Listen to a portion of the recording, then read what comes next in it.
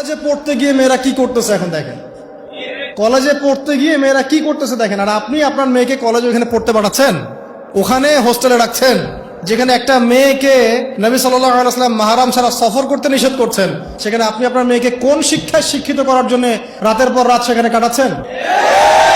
আর তারা নিজেরাই বলছে যে মেয়েদেরকে ফোর্সফুলি যৌন কাজে বাধ্য করা হচ্ছে, মানে ইজ্জত চলে যায়। যাক ভাই, আমার সার্টিফিকেট চাই, বিষয়টা নাকি ইজ্জত যা যাক, কতজন আমার সাথে কি করে করুক, বাট আমার একটা সার্টিফিকেট চাই, একটা অনার্সের একটা মাস্টার্সের সার্টিফিকেট চাই। এটা দিয়ে আমি বিসিএস ক্যাডার হব, এটা দিয়ে আমি প্রাইমারি স্কুলের টিচার হব, এটা দিয়ে আমি জাতি গঠন করবো নাকি? পরে এরাই তো আপনার ঘরে বউ হিসেবে আসবে, মানে আপনার কি অবস্থা হবে চিন্তা করেন এখন। তা আমরা আসলে ভাই কোথায় আছি এখন? আল্লাহ পাক আমাদেরকে বোধোদয় দান করুক, দোয়া করে। তবে একটা হাদিস না বললে আমি এখান থেকে সরতে পারতেছি না। এই কথাই নবী সাল্লাল্লাহু আলাইহি ওয়াসাল্লাম বলেছেন, হুবাহু এই কথাই, একদম এটাই, যে ফিতনা ধেয়ে আসছে, লা ইলাহা ইল্লাল্লাহ, ফিতনা ধেয়ে আসছে।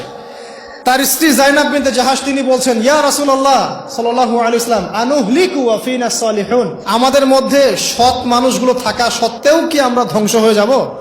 সুন্দর প্রশ্ন না? নবীজি বলছেন, নাম, তোমরা ধ্বংস হয়ে যাবে। ইদা কাসুরাতুল খাবাস, যখন এরকম নগ্নতা, বেহায়াপনা, অশ্লীলতা ছড়িয়ে পড়বে, তখন সৎ অসৎ, আলেম জালেম সব ধ্বংস হয়ে যাবে। আল্লাহ পাকের গজব সময়ের ব্যাপার মাত্র।